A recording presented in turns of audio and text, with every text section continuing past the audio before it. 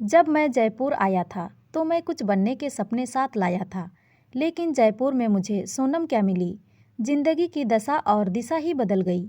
मैंने जयपुर के एक नामी इंस्टीट्यूट में प्रतियोगी परीक्षा की तैयारी के लिए दाखिला लिया तो वहाँ पढ़ाने वाली मैडम सोनम का जादू पहली नज़र में ही प्यार में बदल गया। भरा पूरा बदन और बेहद खूबसूरत झील सी आंखें, घुंघराले लंबे बाल, बदन का हर रंग ऐसा कि सामने वाला देखता ही रह जाए। मैंने सोनम से बातचीत शुरू करने की कोशिश की।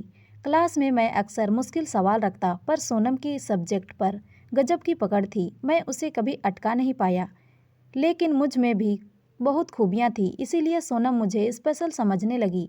एक दिन क्लास जल्दी ख़त्म हो गई। सोनम ने मुझको रुकने का इशारा किया। थोड़ी देर बाद हम दोनों एक कॉफ़ी हाउस में थे और वहाँ कहीं अनकही बहुत सी बातें हो गई। नज़दीकियाँ बढ़ने लगी तो समय पंख लगाकर उड़ने लगा। एक दिन मौका देखकर मैंने सोनम को प्रपोज भी कर दिया, लेकिन सोनम ने वैसा जवाब नहीं दिया जैसे मुझको उम्मीद थी। एक बार सोनम की बहन की शादी थी, उसने मुझको इनवाइट किया तो मैं भला ऐसा मौका क्यों छोड़ता। काफ़ी अच्छा आयोजन था, लेकिन मुझको इन सब में ज़्यादा दिलचस्पी नहीं थी। दकियानूसी रस्म में रात भर चलने वाली थी, इसीलिए मैं मेहमानों के रुकने वाले हॉल में आकर सो गया।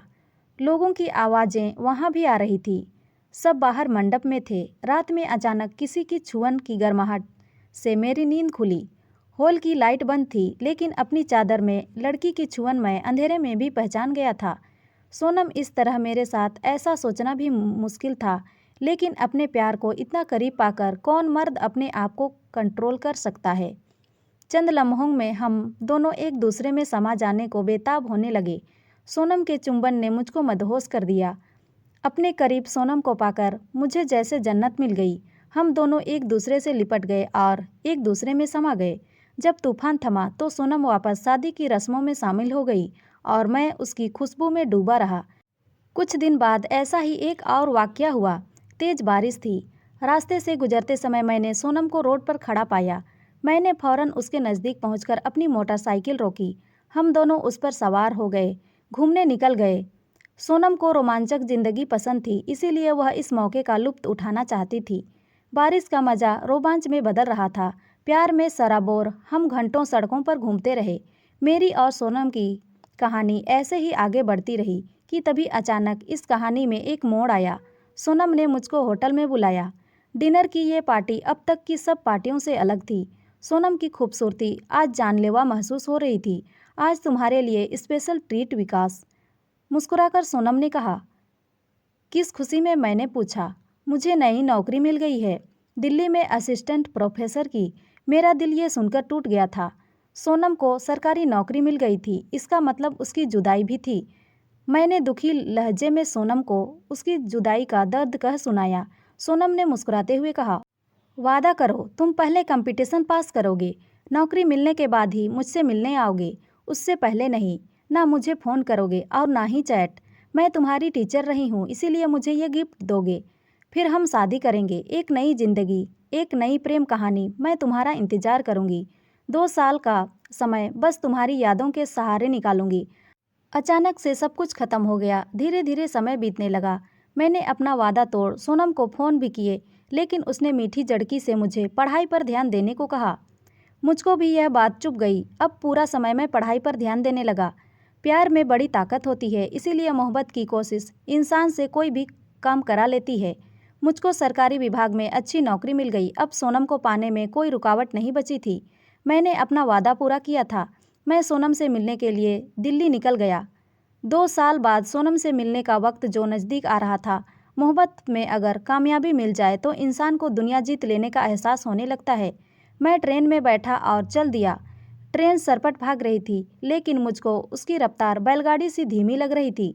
रात के 10 बज रहे थे। मैंने एक पत्रिका निकालकर अपना ध्यान उसमें बांटना चाहा, लेकिन बेजान काले हर्फ और कागज सोनम की कल्पना की क्या बराबरी करते।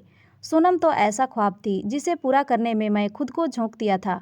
उसकी हर शर्त, हर हिदायत जो आज मैंने पूरा किया था। अब फैसला सोनम का था। मैंने मोबाइल फ़ोन निकाला, सोनम का नंबर डायल किया, लेकिन फिर अचानक फ़ोन काट दिया। मुझे याद आया कि सोनम ने यही तो कहा था, जब सच में कुछ बन जाऊं तब मोहब्बत को पाने की बात करना, उससे पहले नहीं। मैं तब तक तुम्हारा इंतजार करूंगी। मोबाइल फ़ोन वापस जेब के हवाले कर मैं अपनी बर्थ सीट पर लेट गया। सुख के इन लम्हों को मैं सोनम की यादों में जीना चाहता था। अचानक ट्रेन रुकी तो मेरी नींद खुली। अभी रात के 4 बज रहे थे। दिल्ली अभी दूर थी। मैं दोबारा आंखें मूंद हसीन सपनों में खो गया। ट्रेन जब दिल्ली पहुंची तब सुबह के 9 बज चुके थे। मैंने सोनम को फ़ोन मिलाया, लेकिन फ़ोन किसी अनजान ने उठाया। वह नंबर सोनम का नहीं था, उसका नंबर अब बदल चुका था। दूसरे दिन मैं मालूम कर सोनम के कॉलेज पहुंचा। लाल गुलाब और सोनम के लिए गिफ्ट से भरे बैग मेरे हाथों में लदे थे। वैसे भी मुझको सोनम को उपहार देने में बड़ा सुकून मिलता था। अपनी पॉकेट मनी बचा बचा कर मैं उसके लिए छोटे छोटे गिफ्ट लाता था, जिन्हें पाकर सोनम बहुत खुश होती थी। खुशी के लबरेज में मैं उसके कॉलेज गया। सोनम के रूम में पहुंचा तो मुझको देख उछल पड़ी। मिठाई का डब्बा आगे कर मैंने उसे खुशखबरी सुनाई। सोनम ने एक टुकड़ा मुंह में रखा और मुझको शुभकामनाएं दी। मुझ में सब्र कहाँ था। मैंने आगे बढ़ उसका हाथ थामा और एक मस्त किस किया। प्लीज़ विकास, अब सब नहीं, प्लीज़ रुक जाओ। अचानक सोनम ने सख्त लहजे में मुझको टोकते हुए रोका। लेकिन यार, अब तो मैंने अपना वादा भी पूरा कर दिया है, तुमसे मेरी शादी। निराश होकर मैंने पूछा, सॉरी विकास, प्लीज़ मैंने शादी कर ली है, अब वे सब बातें भूल जाओ। क्या भूल जाऊं मतलब? मैं उसे घूरते हुए बोला। हाँ, मुझे भूलना होगा। मुस्कुराते हुए सोनम बोली, वे सब मजाक की बातें थी, 2 साल पहले कही गई बातें। क्या अब इतने दिन बाद? तुम्हें तो मुझसे भी अच्छी लड़कियां मिलेंगी। मुस्कुराते हुए सोनम बोली। मैं उल्टे पैर लौट पड़ा। लाल गुलाब मेरे भारी कदमों के नीचे कुचल रहे थे। मजाक की बातें शायद 2 साल में ख़त्म हो जाती हैं, मानो खो देती हैं। मैं समझने की नाकाम कोशिश करने लगा और वापस अपने घर की ओर चल पड़ा। तो दोस्तों, ये कहानी आपको कैसी लगी कमेंट में ज़रूर बताएं, और अच्छी लगी हो तो लाइक शेयर और सब्सक्राइब ज़रूर करें। धन्यवाद।